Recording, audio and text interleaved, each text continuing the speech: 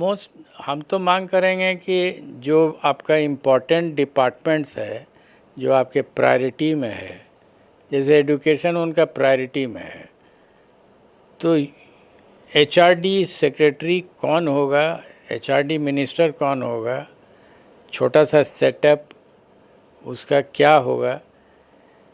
दूसरा कि कानून की मदद ली जा सकती है। अगर हमको मान लीजिए एचआरडी पर मेरा फोकस है आर्ग्यूमेंट सेक के लिए, तो एक अपनी जो कमेटी है आपकी, उस कमेटी से एक ड्राफ्ट बिल आप प्रिपेयर कर दीजिए और इलेक्शन के पहले उसको ले आइए कि अगर हम आएंगे तो ये एक्ट बनाएंगे हम। तो जो अच्छे समझदार लोग हैं वो पढ़ के समझ तो लेंगे कि कौन सी दिशा होगी। अगर वही घिसा पिटा तरीका होगा तो जैसे सब लोग फेल किए वैसे आप भी फेल कर जाइएगा। वो कह रहे हैं कि अगर मेरी सरकार बनेगी तो मैं 1 घंटे के अंदर सबसे पहले शराबबंदी को हटा दूंगा। ये तो हुआ कि आप हटा देंगे, दिस इज़ एक्सक्लूजन। इंक्लूड क्या कीजिएगा, आपकी तरफ से क्या चीज़। और शराबबंदी को हटाने का जो तर्क है वो है कि इसके थ्रू जो पैसा जनरेट होगा उसको हम लगा देंगे। तो इसका मतलब है सिर्फ एक ही बात इम्पॉर्टेंट है कि पैसा से ही डेवलपमेंट हो जाएगा, या पैसा से ही जो एजुकेशन से रिलेटेड प्रॉब्लम है वो सॉल्व हो जाएगा। ऐसी बात है नहीं। पैसा अगर आप जमा कर लीजिएगा तो बिल्डिंग बना दीजिएगा, जो इस सरकार ने किया। आप जहाँ जाइए खाली बिल्डिंग मिलेगा आपको, बिल्डिंग के अंदर आदमी नहीं है। बड़ा बड़ा स्कूल बन गया, उसके अंदर टीचर नहीं है। बड़े बड़े अस्पताल बन गए, वहाँ डॉक्टर नहीं है। और डॉक्टर और टीचर मिलने वाले नहीं हैं, चूँकि पढ़ाई ही नहीं हुई है। बहुत सीरियस इश्यूज़ है। एक बार प्रशांत किशोर जी ने कुछ दिनों पहले संपादकों के साथ एक शाम में टी पार्टी रखी थी, मैं भी गया था उसमें। उनसे यह सवाल पूछा गया था उस टी पार्टी में ऑफ द रिकॉर्ड कि आप के पीछे महात्मा गांधी की तस्वीर है और आप शराबबंदी को ख़त्म करने की बात करते हैं।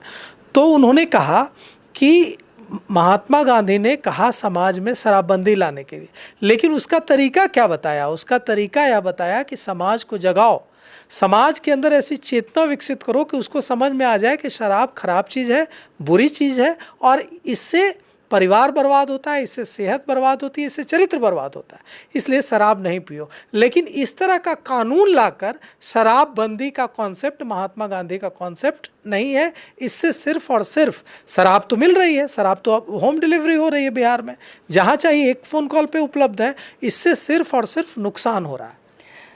आप जो बोल रहे हैं वो शराबबंदी पर ये कॉन्सेप्ट लागू है। शराबबंदी को आप कानून के थ्रू नहीं कर सकते हैं। लेकिन मैंने जो अपनी बात कही वो था एचआरडी पर, एजुकेशन। इस पर एग्री करते हैं आप कि ये सही है कि शराबबंदी को कानून के जरिए थोप कर नहीं, जबकि सामाजिक चेतना के जरिए बढ़ावा देना चाहिए? हाँ, ये आइडिया ठीक है, क्योंकि कौन व्यक्ति क्या खाएगा क्या पिएगा इसको कानून से आप रेगुलेट नहीं कर सकते हैं। हमको जो याद है बचपन में, हमने जो जनरल फीलिंग है हमारी, कई लोग सिगरेट पीते रहते थे जी। काफ़ी घटा, इट टुक टाइम, लेकिन उसको धीरे धीरे सामाजिक रूप से लिखते लिखते कोई कानून तो बना नहीं कि सिगरेट पीने से आपको जेल में बंद कर दिया जाएगा। जी। चेतना विकसित धीरे धीरे करके आज कम लोग पीते हैं, बहुत कम लोग पीते हैं सिगरेट। जी। इट टेक्स टाइम, बट रास्ता वही है। ये खाने पीने पर लागू होता है। मैंने जो बात की वो है एजुकेशन, हेल्थ एंड एजुकेशन पर। Can anything be done through law से उसका कोई इंफ्रास्ट्रक्चर बना, इंफ्रास्ट्रक्चर मतलब बिल्डिंग नहीं, ह्यूमन रिसोर्सेज का डेवलपमेंट कोई रास्ता है कानून से? कोई रास्ता, कोई नया एकदम ब्रिलियंट आइडिया हो जो ले ये करेगा समाज ही। तो सुना आपने पूर्व डीजीपी अभयानंद को। अभयानंद ने कई मुद्दों पर खुलकर बात की, क्या सामाजिक मुद्दे, क्या राजनीतिक मुद्दे, तमाम चीज़ों पर अपनी बात रखी और समाज को दिशा और सही सोच के साथ आगे बढ़ेगा बिहार का समाज, और जो बिहार की चुनौतियां हैं उससे निपटकर आगे जाएगा, यह उम्मीद भी जताई। तो आपको क्या लगता है? आप भी अपने विचार कमेंट कर जरूर दें। तो फिलहाल इस पेशकश में इतना ही। आगे की खबरों के लिए देखते रहिए हल्ला बोल टीवी। शुक्रिया।